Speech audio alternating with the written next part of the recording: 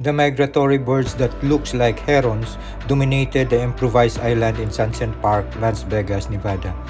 Before, ducks used to stay here. Now, ducks give way to the birds.